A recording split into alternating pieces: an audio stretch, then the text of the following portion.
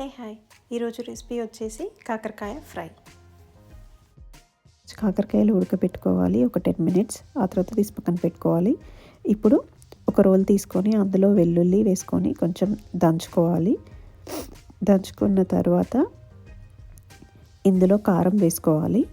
ఒక 2 to 3 spoons కారం వేసుకోవాలి. ఉప్పు, జీలకర్ర వేసుకొని బాగా దంచుకోవాలి. దంచుకున్న తర్వాత ఇప్పుడు కాకరకాయలు ఉడకబెట్టినవి తీసి కట్ చేసుకోవాలి. చిన్న పీసెస్ లాగా కట్ చేసుకోండి.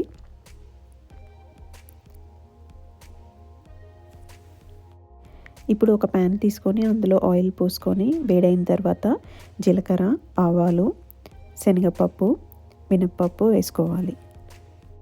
ఇప్పుడు ఇవి కొంచెం ఫ్రై అయిన తర్వాత ఆనియన్స్ వేసుకోవాలి. ఆనియన్స్ వేసుకున్న తర్వాత కొంచెంగా ఫ్రై చేసుకోవాలి. ఇప్పుడు నేను వీడియోలో చూపిస్తున్నలాగా ఫ్రై చేసుకోవాలి. ఆ తర్వాత పసుపు వేసుకోవాలి. పసుపు వేసుకొని ఒకసారి కలిపేసుకోవాలి. కలిపేసుకున్న తర్వాత ఇప్పుడు మనం కట్ చేసి పెట్టుకున్న కాకరకాయ ముక్కలన్నీ వేసుకోవాలి. ఇప్పుడు కాకరకాయని ఒక మీడియం ఫ్లేమ్ మీద 5 మినిట్స్ అలా ఫ్రై చేసుకోవాలి. 5 మినిట్స్ ఫ్రై చేసుకున్న తర్వాత మనం దంచి పెట్టుకున్న వెల్లుల్లి ముద్దని ఇందులో వేయాలి.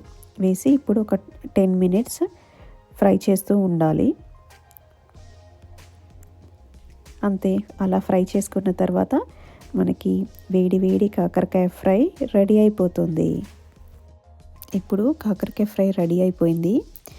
సో ఒక ప్లేట్ తీసుకొని వేడి వేడి అన్నం పెట్టుకొని అందులో కాకరకాయ ఫ్రై పెట్టుకొని తింటే ఉంటుంది.